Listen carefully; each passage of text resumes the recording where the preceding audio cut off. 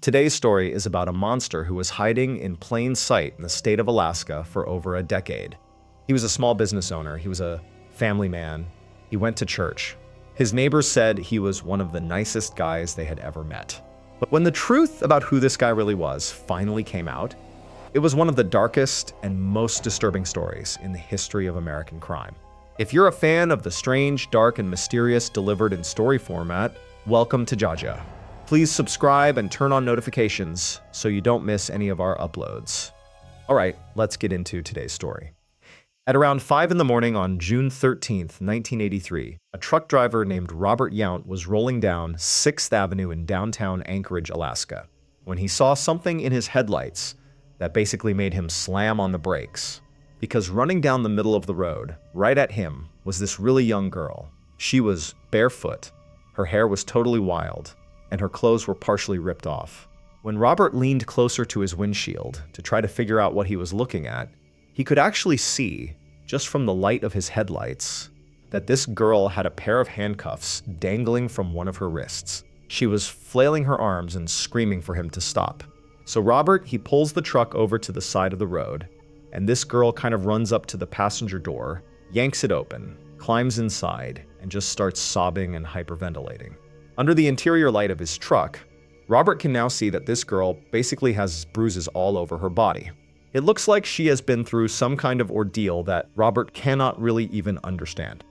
He asks her, "Are you okay? What happened to you? Do I need to take you to the hospital?" But this girl, in between all of the sobbing, just keeps saying, no hospital. Please just take me to a motel.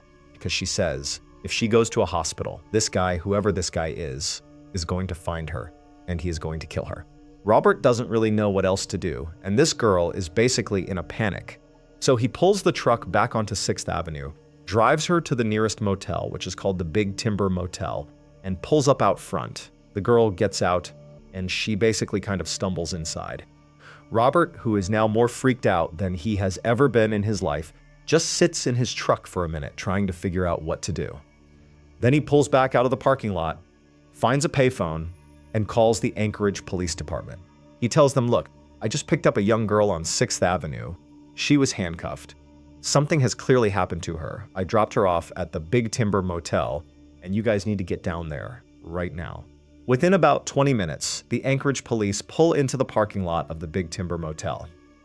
They walk inside, and the front desk points them upstairs to one of the rooms. When the officers open the door, they find this girl huddled in the corner of the room, still handcuffed, still shaking. When the officers sit down and very gently ask her, "What happened? What is your name?" This girl looks up at them and says her name is Cindy Paulson. She says she is 17 years old. Then she proceeds to tell these officers a story that, frankly, when they first heard it, they did not really believe her. Cindy told the officers that the previous evening, so on the night of June 12th, she had been standing on the corner of 4th and Denali Street in downtown Anchorage. Cindy, who had been living on her own since she was 12 years old, was working as a sex worker at the time. A car had pulled up alongside her, and there was a man inside. This man, according to Cindy, was really unremarkable looking. He was small, he was skinny, he had pockmarks all over his face, he wore glasses, and when he spoke to her, he had a really pronounced stutter. The guy offered her $200 for oral sex. Cindy agreed, and she got into the car. But as soon as Cindy pulled the door shut behind her, this small, skinny, stuttering guy reached into his jacket, pulled out a big silver revolver, and pointed it right at her face. Before Cindy could really react, he had grabbed her wrist and slapped a pair of handcuffs onto it. She tried to fight him, but he cuffed her other wrist to the door handle of the car. Then he drove her to a house in the Muldoon neighborhood of Anchorage, which is basically a quiet, middle-class, suburban neighborhood on the east side of the city. Cindy told the police the house was blue. It was on a dead-end street called Old Harbor Road. There were mounted animal antlers up on the roof of the house, and it had an automatic garage door. Once they got to the house, this guy dragged Cindy inside and took her down to the basement. Cindy described the basement to the officers in this incredible amount of detail. She said the basement was decorated like a hunter's trophy room. There were mounted heads of caribou and mountain goats and birds up on the walls. There were wolf skins draped over furniture. There were mounted fish. There was a pool table. Then this guy took a chain, wrapped it around Cindy's neck 4 times, and bolted her to a support post in the middle of the basement. For the next several hours, he sexually assaulted her over and over again. At some point, he got tired, laid down on a couch on the other side of the room, and just went to sleep, with Cindy still chained to the post. When this guy woke up in the morning, he told Cindy that they were going on a little trip. He said he had a private airplane and he had a cabin out in the wilderness and he was going to fly her there. He unchained her from the post, put her back into handcuffs, put her in the back seat of his car, and drove her to Merrill Field, which is a small municipal airport that basically sits right next to downtown Anchorage. When they got to Merrill Field, Cindy could see out the window of the car that there was a small blue and white airplane sitting on the tarmac, and this guy had started loading gear into it. He was bringing out rifles, he was bringing out ropes, he was bringing out these kind of tarps. That was when Cindy realized that if she got on that airplane, she was probably never coming back. But Cindy, who had been in survival mode from the second this guy pulled the gun on her, noticed something. Because at one point, this guy walked over to the airplane with an armload of gear, and he had his back turned to the car. Cindy realized that she was still handcuffed, but the car door was not locked. So with her hands behind her back, she basically crawled from the back seat into the front seat, got the driver's side door open, kicked her sneakers off inside the car on purpose so the police would have evidence that she had been in there, and then just started running, barefoot, across the airfield with the handcuffs still on. Behind her, she could hear this guy screaming and running after her with his gun, but she just kept running. She made it off the airfield, got to 6th Avenue, and that was when the truck driver, Robert Yount, had picked her up. Now, when the Anchorage police first heard this story, they were basically like, this cannot be real. The story was so extreme, the details were so specific, it just seemed like something out of a horror movie. But Cindy insisted that if they just took her back to Merrill Field, she could point out the exact airplane. So they did. They drove her back to Merrill Field, and Cindy walked right up to a blue and white Lee Piper Super Cub airplane, pointed at it, and said, "That's the one. That's his plane." So the police took down the tail number of that airplane, and they ran a records check on it. It came back registered to a 44-year-old man who lived at a house on Old Harbor Road in the Muldoon neighborhood of Anchorage. His name was Robert Christian Hansen. So the police went to Robert Hansen's house. When they knocked on the door of this modest blue house with antlers up on the roof, the door was opened by a really small, unassuming guy who was wearing glasses. This guy had pockmarks on his face, and when he spoke, he had a really bad stutter. He matched Cindy Paulson's physical description down to the very last detail. But when the officers explained to him why they were there and told him that a young woman had accused him of kidnapping her and assaulting her, Robert Hansen kind of laughed. He said that was ridiculous. He said he had not left his house the entire previous evening. He had been with 2 of his friends, playing cards. If the police did not believe him, they could just call those 2 friends up and ask them. So, the police called up those 2 friends. Both of them confirmed. They said, yes, Robert Hansen was with us all night on June 12th. He could not have kidnapped anybody. And this is where the story kind of falls apart from the police's perspective. Because on one hand, they had this 17-year-old girl who had shown up at 5 in the morning, handcuffed and beat up, telling a really specific story with really specific details about a really specific house that turned out to be a real house owned by a real guy who matched her description perfectly. But on the other hand, they had this guy, Robert Hansen. And Robert Hansen, when the police started asking around about him, seemed like maybe the least likely serial killer that anybody could ever imagine. Because Robert Hansen was a small business owner. He owned a bakery called the Great Alaskan Bake Shop, located on Old Seward Highway in Anchorage. His bakery was actually kind of famous locally for its donuts. He was married to his wife Darla, who was an elementary school teacher, and they had 2 young kids. He went to church. He was a hunting enthusiast, a locally respected bow hunter, and he held state records for animals he had shot with a bow and arrow. He had 2 friends who were willing to go on record with the police to give him an alibi. 17-year-old Cindy Paulson, on the other hand, was a runaway sex worker with no fixed address who had been on her own since she was 12 years old. So the Anchorage police, when they had to decide who to believe, decided to believe Robert Hansen. They let him go. They basically told Cindy Paulson, look, We understand you had a rough night, but there is not enough here to charge this guy with anything." Cindy, who at this point kind of realized nobody was going to help her, took her handcuffs off with a key that the police provided and basically disappeared back into the streets of Anchorage. Robert Hansen went home to his wife and his kids and his bakery. That was that. Except that was not that. Because during the summer of 1983, at the same time all of this was happening, out in the Alaskan wilderness about 40 miles northeast of Anchorage, in a really remote area near a river called the Knik River, hunters and hikers had been stumbling across a series of really disturbing discoveries. Starting in September of 1982 and continuing through 1983, hunters had been finding shallow graves out in the wilderness. In these shallow graves were the bodies of young women. Most of the bodies had gunshot wounds. When the Alaska State Troopers tried to identify the bodies, they realized these women were all from Anchorage. They had all been reported missing over the previous several years, and they had almost all been either sex workers or dancers at strip clubs in Anchorage. The police at this point were basically like, we might have a serial killer on our hands. The guy leading the Alaska State Troopers' investigation into these bodies was a sergeant named Glenn Floth.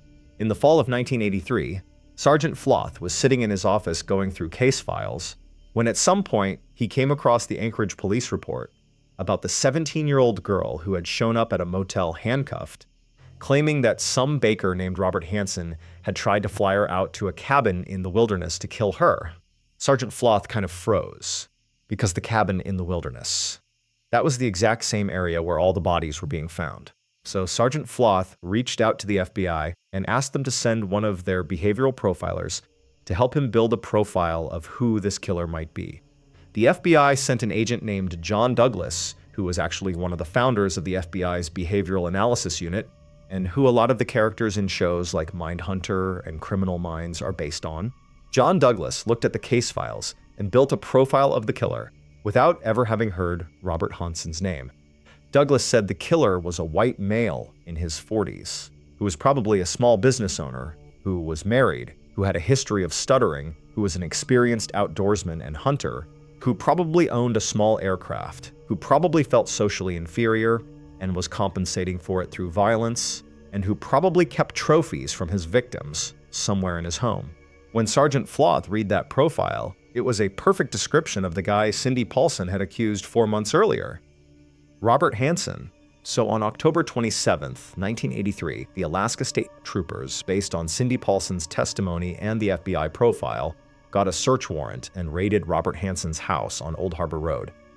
Once they got inside, they started tearing the place apart. At first, they did not really find anything. But then one of the officers went up into the attic, started poking around in the insulation, and pulled out something that changed the whole investigation. Because tucked away, hidden inside of the pink fiberglass insulation of Robert Hansen's attic, were bags of jewelry, necklaces, earrings, rings, and driver's licenses. Driver's licenses for missing women, and newspaper clippings about the disappearances of women in Anchorage over the last decade. He had been keeping trophies, just like John Douglas had said. In that same attic, folded up and hidden, the officers found something even worse. It was an aviation map of the Knik River Wilderness area, which was the same area where the bodies were being found.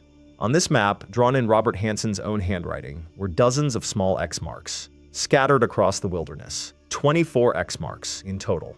When the police confronted Robert Hansen with all of this evidence, he broke. He confessed. What he confessed to was so disturbing that even the veteran detectives who took the statement had a hard time listening to it. Because Robert Hansen told the police that starting in the early 1970s and continuing for over a decade, he had been kidnapping women in Anchorage. He said he would target sex workers and dancers, because he believed nobody would ever bother looking for them if they disappeared. He said he would take them back to his basement, just like he had done with Cindy Paulson. Then, in the morning, he would put them in his blue and white Piper Super Cub and fly them out to a cabin he owned in the wilderness near the Knik River. When they landed at his cabin, he would let them go.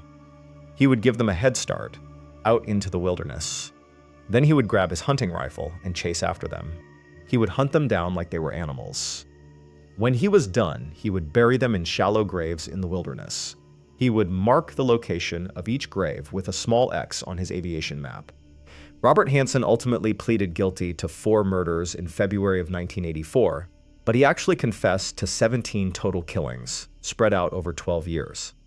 Based on the number of X marks on the map, and based on the number of missing women that were tied to his territory, some investigators believe the actual number was much, much higher, potentially over 30. He was sentenced to 461 years plus life in prison. He served the rest of his life at the Spring Creek Correctional Center in Seward, Alaska, until he died there in August of 2014 at the age of 75. Here is the thing about Robert Hansen that a lot of people who study him think is the most disturbing part of the whole story. Because when investigators looked into his background, they found out that Robert Hansen had grown up in a small town in Iowa, and he had been ruthlessly bullied his entire childhood because of the stutter, because of the acne, because he was small and skinny. He had never had a girlfriend as a teenager. He had grown up feeling humiliated and rejected by the world. When he had eventually snapped and started killing women in Alaska, he had picked women that he thought no one would ever miss. Because in his mind, they were the kind of people that a guy like him could finally have power over. But the reason he ultimately got caught was because he was wrong about one of them. A 17-year-old runaway named Cindy Paulson, who a lot of people would have written off just like the Anchorage police first did, who instead outran him at Merrill Field with her hands cuffed behind her back, who told her story to a truck driver at 5 in the morning, who kept telling it even when nobody believed her, because in the end, she was the one person Robert Hansen ever underestimated. And she was the reason he never flew that blue and white Piper Super Cub again. I hope you're enjoying the stories. Do not forget, if you're into stories from the world of movies, crime, and hip-hop history, told in this format, you're in the right place. So, if this sounds like your thing, go ahead and hit subscribe, like, and comment. All right, let's get back into the story. Assessed the girl at the foot of the H on the evening of September 16th, 1932, in a house on Beechwood Drive in Los Angeles, California. A 24-year-old woman was standing by her front door talking to her uncle. And she told her uncle that she was going to head down to the local drugstore and meet a couple of her friends, and she would probably be back later that night.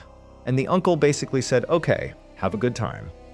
And so this young woman put on a black and tan silk coat, and she grabbed her purse, and she walked out the front door of the house, and she started walking down Beechwood Drive. But this young woman was not actually going to the drugstore. And she was not actually meeting any of her friends. Because when she got to the end of the block, instead of turning right and going down toward the drugstore, she turned left and she started walking uphill. And she just kept walking. And she walked for a really long time. She walked up the winding streets of a neighborhood called Beechwood Canyon. And eventually the pavement ran out, and she started hiking up a dirt trail that went up the side of a mountain called Mount Lee. And she just kept climbing. And finally, after this long, dark hike up the side of a mountain in a silk coat and dress shoes, she reached the top. And in front of her, running along the ridge of Mount Lee, were 9 giant, brightly lit letters, each one about 45 feet tall. And these 9 letters spelled out one word, Hollywoodland. And this was a real estate advertisement. Because there was a real estate developer at the time who was trying to sell houses down in Beechwood Canyon, and he had put this giant sign up on the mountain to advertise the neighborhood. And so this young woman walked over to the first letter, the H, and she took off her black and tan coat, and she folded it up neatly, and she set it down on the ground. And she set her purse down next to it. And then she looked up, because leaning against the back of the H letter was a 50-foot electrician's ladder. It was there because there was a workman who had been up there fixing some of the light bulbs on the sign. And this young woman just started climbing the ladder, and she climbed all 50 feet, all the way up to the top of the H. And when she got to the top, she jumped. 2 days later, on the morning of September 18th, 1932, a woman was hiking through the trails on the side of Mount Lee, and she came across the base of the Hollywoodland sign. And when she got there, she saw a folded-up silk coat lying on the ground, with a purse next to it. And then she looked down into the ravine below the sign, and she saw a body. And she basically panicked, and she ran back down the mountain, and she found a phone, and she called the police anonymously and told them what she had seen. And she said, "If you go up to the sign, you will find a purse, and inside of the purse is a suicide note." And the police went up to the sign, and they found the coat and the purse exactly where the hiker had said. And inside of the purse was a folded up piece of paper. And on the paper was written, quote, "I am afraid, I am a coward. I am sorry for everything. If I had done this a long time ago, it would have saved a lot of pain." And it was signed with 2 initials, P.E. But the police, when they looked at the body, could not identify her. And the coat had no name in it. The purse had no ID. All they had were the 2 initials from the note. And so the Los Angeles County Coroner's Office released the note to the Los Angeles Times. And the paper printed the note the next day, hoping that somebody in the city would read it and recognize the initials and come forward. And down on Beechwood Drive, a middle-aged man named Harold Entwistle opened up his morning newspaper, and he read the note. And he realized that his 24-year-old niece, who had left his house 2 nights earlier to go meet her friends at the drugstore, had never come home. And her initials were P.E., because his niece's name was Peg Entwistle. But to really understand how Peg Entwistle ended up alone at the top of the H letter on the Hollywoodland sign on the night of September 16, 1932, you have to go all the way back to 1908. In February of 1908, in a small industrial town called Port Talbot, in Wales, a woman named Emily gave birth to a baby girl, and she and her husband, a man named Robert Entwistle, who was actually an actor, named the baby girl Millicent Lillian. But from the time she was little, everybody just called her Peg. And when Peg was a couple of years old, her parents moved the family from Wales to London.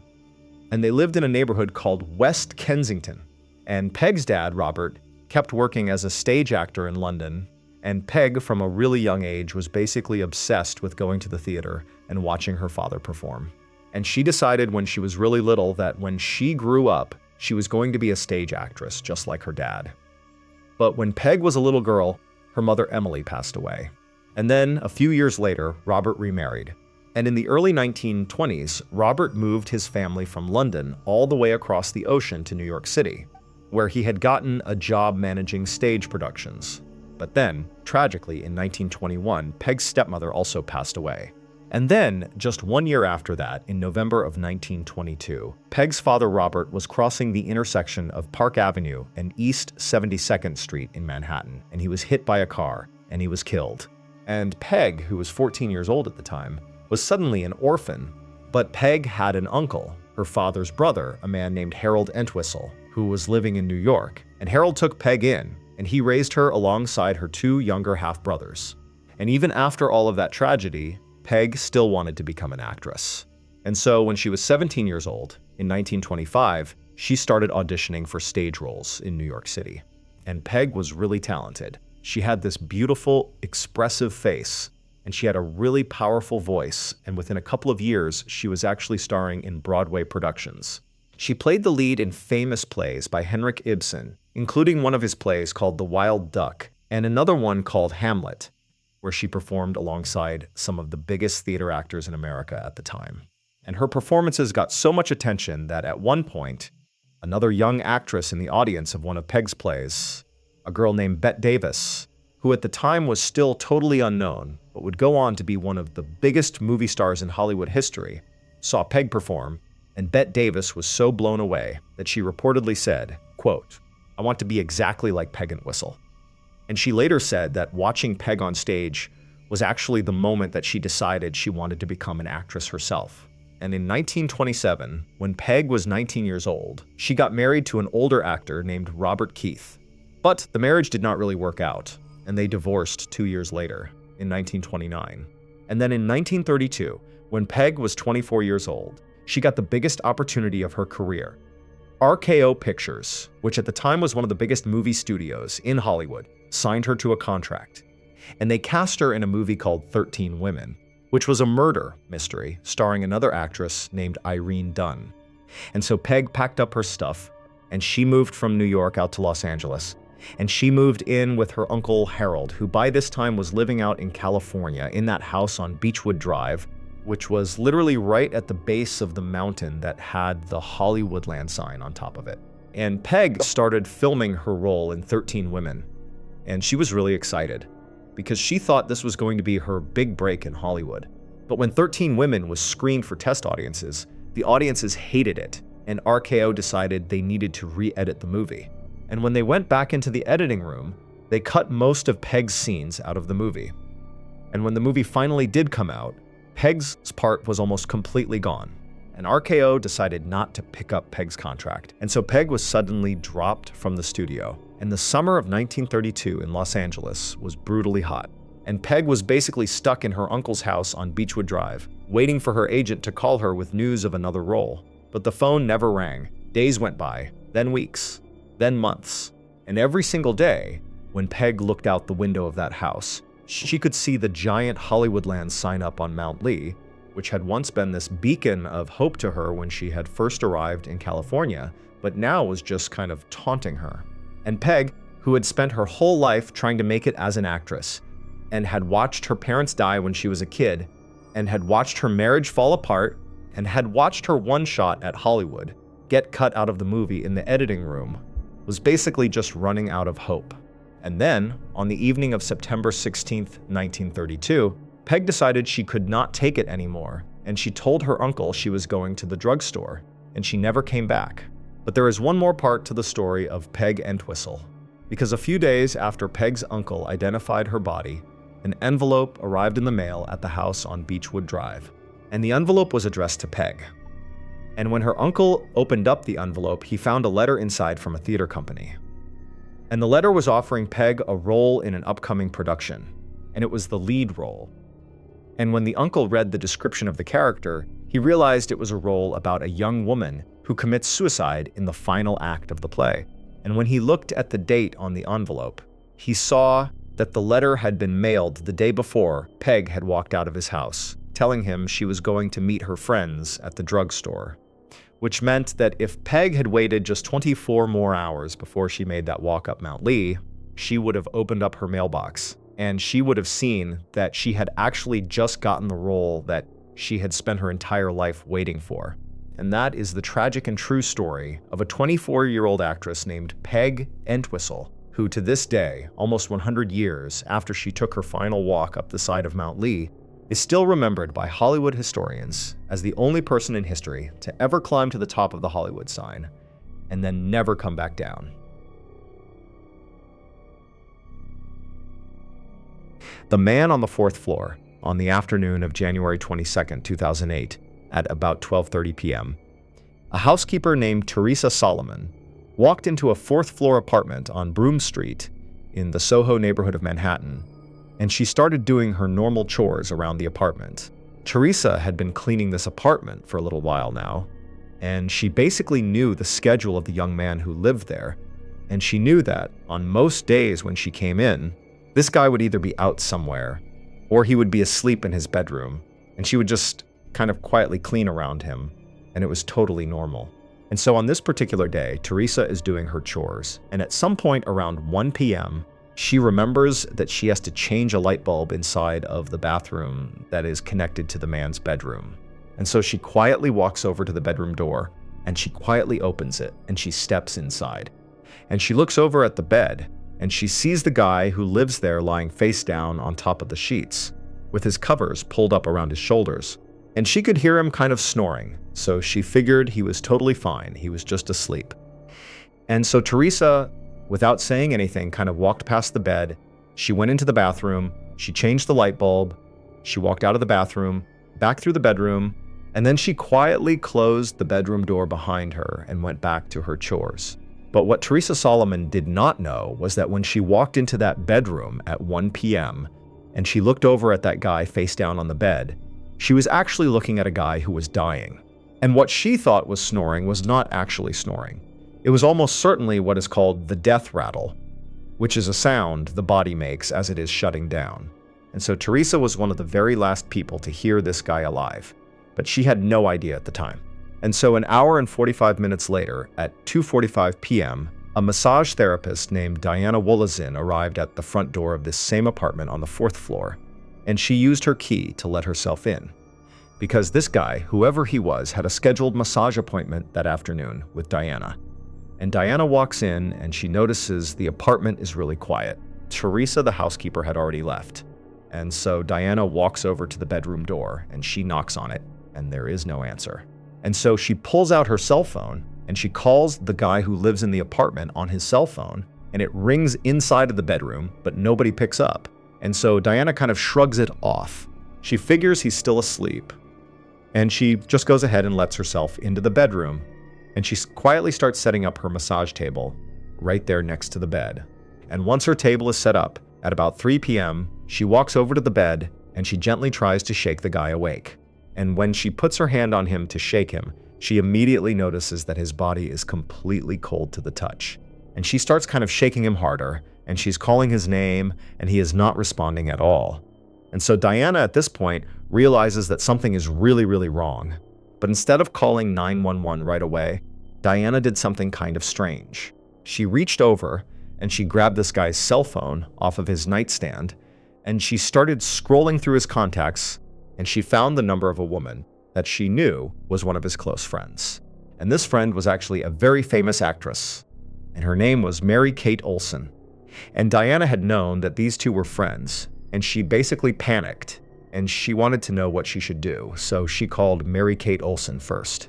And she got Mary-Kate on the phone, and they had a 49-second phone call. And Diana kind of frantically explained that this guy on the bed was cold and he was not responding. And Mary-Kate, who at the time was actually in California, told Diana she would call her private security team and send them over to the apartment right away.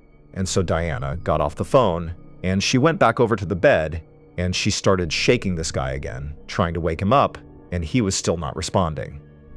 And so she called Mary-Kate Olsen a second time, and she told Mary-Kate she thought this guy might actually be dead. And they got off the phone again, and then finally, at 3:26 p.m., so about 9 minutes after she had first found the body, Diana Wolozin called 911. And she was on the phone with the 911 operator, and the operator was giving her instructions on how to do CPR. And she was trying to do CPR on this guy while she was on the phone with them. And at 3:33 p.m., paramedics from the New York Fire Department arrived at the apartment on the 4th floor. And Mary-Kate Olsen's private security team actually got there at the exact same time as the paramedics. But the paramedics would not let the security team into the bedroom. And the paramedics took over CPR, but there was really nothing they could do. And at 3:36 p.m., the paramedics stopped, and they officially pronounced this guy dead. And the guy who had been in that bed on the 4th floor at 421 Broome Street was a 28-year-old Australian actor named Heath Ledger. And he was probably the most talked about young movie star in the entire world.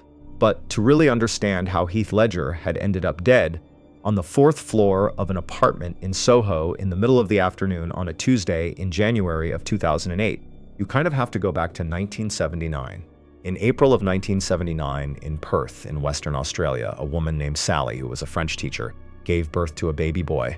And she and her husband, a guy named Kim, who was a race car driver and a mining engineer, named the baby boy Heath. And they actually named him after the character Heathcliff from the novel Wuthering Heights, which is this classic English novel from the 1800s. And Heath had an older sister named Kate, and their family growing up in Perth was totally normal. But from the time Heath was really little, he was just obsessed with acting. And he started doing school plays, and then by the time he was a teenager, he was auditioning for real professional acting roles on Australian TV shows. And by the time he was about 17 years old, Heath had actually built up a pretty decent little acting career in Australia. But he knew that if he was ever going to make it big, he had to leave Australia and go to America. And so at 17, Heath dropped out of high school, and he saved up some money, and he flew to Los Angeles. And when Heath got to LA, he basically hit the ground running. Within about a year, he had auditioned for and landed a role in a movie called 10 Things I Hate About You, which was a teen romantic comedy, and Heath played kind of the mysterious bad boy love interest of the main character. And when the movie came out in 1999, Heath was suddenly this teen heartthrob in America, and casting directors all over Hollywood started paying attention to him. And then over the next few years, Heath went from role to role, and he actually really did not want to be a teen heartthrob. He wanted to be taken seriously as an actor. And so he started picking these really challenging roles. He was in a movie called The Patriot in 2000 with Mel Gibson. Then he starred in a movie called A Knight's Tale in 2001. Then he was in a movie called Monsters Ball. And then in 2005, he starred in a movie that changed his whole life. It was a movie called Brokeback Mountain, directed by a guy named Ang Lee, and Heath played a shy, brooding cowboy in Wyoming. And his performance in this movie was so good that at 26 years old, Heath got nominated for the Academy Award for Best Actor. And it was on the set of Brokeback Mountain that Heath met his co-star, an actress named Michelle Williams, and the two of them fell in love. And in October of 2005, so just before Brokeback Mountain came out, Heath and Michelle had a daughter, and they named her Matilda Rose. And for a while, everything in Heath's life was totally amazing. He had this movie that was about to get him an Oscar nomination, he had this beautiful new family, and he was on top of the world. But then in 2007, something started to shift. Heath and Michelle broke up in September of 2007, and Heath moved out of the house that he had shared with Michelle and Matilda, and he moved by himself into that apartment on Broome Street in Manhattan. And around this same time, Heath had just finished filming a movie that was going to premiere in the summer of 2008. It was a movie called The Dark Knight, and it was the sequel to the huge Batman movie that had come out in 2005 called Batman Begins, and it was directed by a guy named Christopher Nolan. And Heath, in this movie, was playing the villain, who was a character named the Joker. And Heath had approached playing this role in a really intense way. He had actually locked himself in a hotel room in London for a month before filming started. And he had basically stayed alone in this room and just tried to become this character. And he kept a diary the whole time. And by the time Heath was actually on set filming The Dark Knight, he was so deep into the character that a lot of the other actors on set later said that it was kind of unsettling to be around him. And so a lot of people, when Heath died in January of 2008, would basically claim that playing the Joker was what killed him. That Heath had gone so far into the darkness of this character that it had broken him and it had driven him to take his own life. But that is not actually what happened, because Heath, for basically his entire adult life, had suffered from really severe insomnia. He could not sleep. He would go days without sleeping. And when he was filming a movie, he would be so wired and stressed and mentally engaged with the character he was playing that he basically could not turn his brain off, and he could not fall asleep. And to try to deal with this, over the years, Heath had been getting prescriptions for sleeping pills and anxiety medication from different doctors in different countries. He would get a prescription from one doctor for one thing, and then he'd get a prescription from another doctor in another country for another thing, and none of these doctors knew about each other. And so, on the night of January 21st, 2008, Heath took a bunch of these medications, probably to try to get some sleep, and it turned out that the combination of these drugs was fatal. The autopsy report later determined that Heath had 6 different prescription drugs in his system when he died. He had oxycodone and hydrocodone, which are painkillers. He had diazepam, temazepam, and alprazolam, which are sleeping pills and anti-anxiety pills. And he had doxylamine, which is basically an antihistamine. And when you add all of these together, at the amounts that Heath had taken them, they basically shut down his central nervous system. And the medical examiner ruled Heath's death an accidental overdose, which meant that Heath had not been trying to kill himself. He had just been trying to sleep. But there is one more part to Heath Ledger's story. Because 6 months after Heath died in that apartment on Broome Street, The Dark Knight premiered in theaters. And when audiences saw Heath's performance as the Joker on screen for the first time, they were just completely blown away. And the movie went on to make over $1 billion at the box office. And Heath's Joker became one of the most iconic villain performances in the history of cinema. And then a year later, at the Academy Awards in February of 2009, Heath was nominated for Best Supporting Actor. And on the night of the Oscars, Heath won. And when they announced his name, Heath's father Kim and his mother Sally and his older sister Kate all walked up to the stage together to accept the award on behalf of Heath's daughter Matilda. And Heath Ledger became only the second person in the entire history of the Academy Awards to ever win an acting Oscar after they had already died. I hope you're enjoying the stories. Do not forget, if you're into stories from the world of movies, crime, and hip-hop history, told in this format, you're in the right place. So, if this sounds like your thing, go ahead and hit subscribe, like, and comment. All right, let's get back into the story. Shest hit the woman in the chair on the evening of February 16, 2007, at about 7 p.m. A black SUV pulled into the parking lot of a small strip mall on Ventura Boulevard in a neighborhood of Los Angeles called Tarzana. And a young woman got out of the passenger side of this SUV, and she started walking across the parking lot toward a small hair salon called Esther's Haircutting Studio. And this woman had 2 bodyguards with her, and behind her, kind of at a distance, was this whole swarm of paparazzi with their cameras out, taking pictures of her walking. And she walked right up to the front door of the salon, and she pushed the door open, and she went inside. And the owner of this salon, a woman named Esther Tognazzi, who had been running Esther's haircutting studio for years, kind of looked up from what she was doing, and she recognized this young woman walking in the door. Because this young woman was actually one of the most famous singers on the entire planet. And Esther kind of walked over and she was like, "Hey, what's going on? What can I do for you?" And this young woman, who was 25 years old at the time, just sat down in one of the chairs in the salon, and she looked up at Esther and she said, "I want you to shave my head." And Esther kind of freezes and she's like, No, I'm not going to do that." And Esther later said in interviews that she assumed this young woman was going through some kind of hormonal moment, and she was going to regret it the next morning. And so Esther tried to talk her out of it. She said, "Listen, why don't we just wait? You have such beautiful long hair. Why don't you sleep on it?" But this young woman was not really interested in talking. And she just sat there staring at herself in the mirror. And so at some point, Esther kind of turned her back for a second, and this young woman reached over onto the counter, and she grabbed a pair of hair clippers, and she plugged them in, and she turned them on. And right there in the middle of Esther's salon, with the paparazzi outside snapping pictures through the window, this young woman just started shaving off all of her long brown hair. Big chunks of it fell onto the floor around her, and she just kept going until she had shaved every single hair off of her head. And when she was done, she reached into her purse and she paid Esther $50 for the appointment.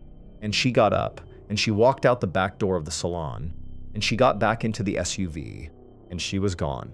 And within about 24 hours, the pictures of this young woman shaving her own head in a strip mall salon in Tarzana were on the cover of every single tabloid magazine in the world. But to really understand how this young woman had ended up bald and alone in a ransom salon in the San Fernando Valley on a Friday night in February of 2007, you have to go all the way back to 1981. In December of 1981, in a town called Macomb, Mississippi, a woman named Lynn, who was a school teacher, gave birth to a baby girl, and she and her husband, a man named Jamie, named the baby girl Brittany. And when Brittany was about 4 years old, the family moved from Mississippi to a really small town in Louisiana called Kentwood. And it was there in Kentwood, Louisiana, that Brittany basically grew up. And Brittany, from the time she was really little, was obsessed with singing and dancing and performing. Her mother, Lynn, would drive her all over the South to enter her in these little talent competitions. And by the time she was 8 years old, Brittany was auditioning for stuff in Atlanta and New York. And when she was 11 years old, in 1993, Brittany landed the biggest role of her young life. She got cast on a Disney Channel variety show called The Mickey Mouse Club, and she moved to Orlando, Florida to film the show. And this show is actually kind of famous because a bunch of the other kids in the cast at the time became huge stars of their own.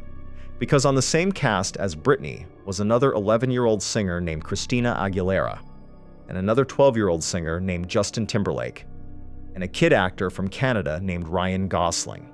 So it was kind of an insane group of kids all together on the same show. And then when Brittany was about 15 years old, her manager at the time sent a demo tape of Brittany singing to a record label in New York called Jive Records. And the executives at Jive Records were completely blown away, and they offered Brittany a record deal on the spot. And then 2 years later, in the fall of 1998, Brittany's debut single came out. It was called Baby One More Time. And the music video for this song was this iconic music video where Brittany is dressed in a Catholic schoolgirl uniform, and she's dancing around a high school hallway. And that song and that music video basically launched Britney Spears into a level of fame that almost nobody in music history had ever seen before. She was 16 years old, and she was one of the biggest pop stars on earth. And over the next couple of years, Britney just kept releasing hit after hit after hit. Her albums sold hundreds of millions of copies. She went on huge world tours. She started dating her old Mickey Mouse Club castmate Justin Timberlake, and the two of them were basically the golden couple of pop music. And by the time she was 20 years old, Britney was worth well over $100 million. And pretty much everywhere she went on the planet, people basically treated her like royalty. But then in 2002, Britney and Justin Timberlake broke up. And after the breakup, Justin did a bunch of interviews where he basically told the world that Britney had cheated on him, and Justin actually released a music video where he had an actress who looked exactly like Britney playing the cheating girlfriend. And the entire tabloid media just piled onto Britney. She was cast as the villain in her own breakup. And Britney, who had basically been on the road performing since she was a little kid and had never really had a normal life, started to kind of unravel. In January of 2004, Britney flew to Las Vegas with her childhood friend Jason Alexander, and at like 5 in the morning, the two of them walked into a wedding chapel and got married. And then 55 hours later, Britney got the marriage annulled. Then later that same year, in September of 2004, Britney married a backup dancer named Kevin Federline. And in September of 2005, Britney and Kevin had their first son, and they named him Sean Preston. And then just a year later, in September of 2006, they had their second son, and they named him Jaden James.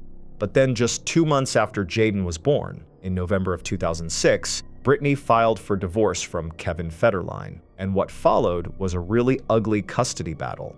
And this brings us to the beginning of 2007. Britney was 25 years old. She had 2 babies. Her marriage had just fallen apart. She was in the middle of a public custody battle, and the paparazzi were literally following her every single day, everywhere she went, from the moment she woke up until the moment she went to sleep. And she was struggling. She had checked into and out of a rehab facility in the Caribbean just one day before the night at Esther's salon. And on that day, February 16th, 2007, she had actually driven to Kevin Federline's house to try to see her 2 little boys. And Kevin had refused to let her see them. And it was after that Britney had told her driver to take her to the salon in Tarzana.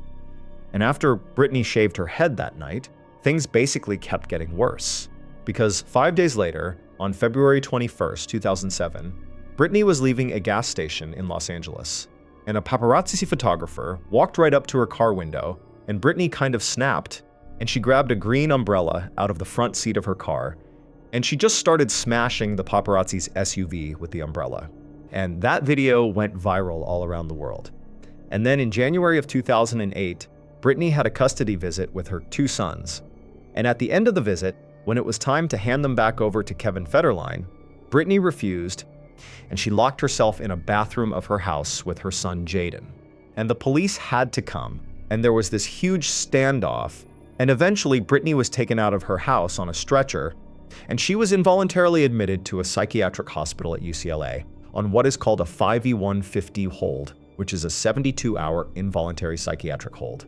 And it was after this incident, on February 1st, 2008, that Britney's father, Jamie Spears, went to a court in Los Angeles, and he petitioned the court to be granted what is called a conservatorship over his daughter. And a conservatorship is basically a legal arrangement where somebody, in this case Jamie Spears, is given total control over another person's life, including their finances, their medical decisions, their relationships, basically everything. And these arrangements are typically used for elderly people who have dementia and cannot take care of themselves.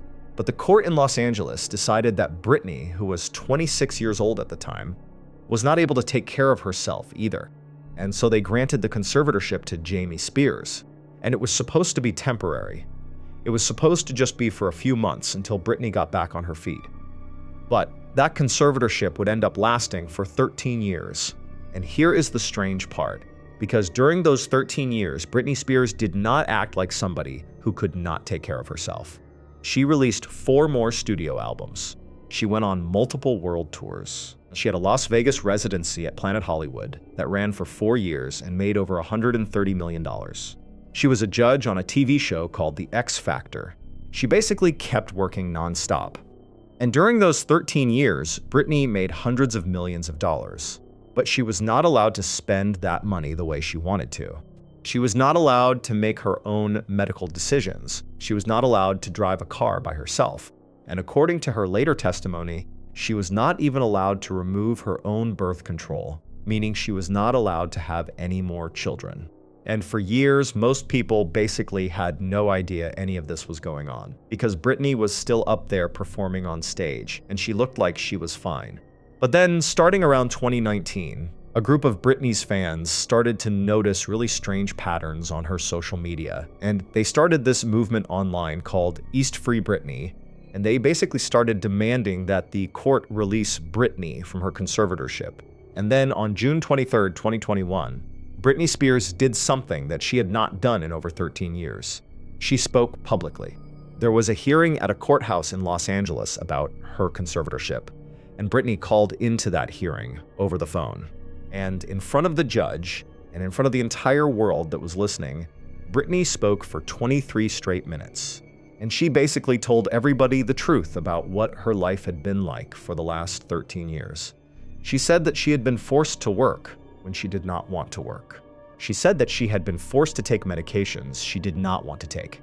She said that she had a IUD birth control device inside of her body that she was not allowed to remove. She said that she had been forced into a mental health facility against her will. And she said, quote, "I just want my life back." And after that testimony, everything moved really quickly. 3 months later, on September 29th, 2021, the court suspended Jamie Spears as her conservator. And then on November 12th, 2021, the exact same court that had granted the conservatorship 13 years and 9 months earlier officially terminated it. And after almost 14 years, Britney Spears was finally free. And 2 years later, in October of 2023, Britney published a memoir about her life, and she called it The Woman in Me. And in that memoir, she wrote about the night she walked into Esther's haircutting studio in Tarzana and shaved her head. And she explained that everybody at the time had assumed she had just lost her mind. But she said, quote, "Nobody seemed to understand that I was simply out of my mind with grief. My children had been taken away from me." And she said that shaving her head that night was actually her way of pushing back against a world that had been staring at her and telling her what she should look like ever since she was a little girl in a Catholic schoolgirl uniform.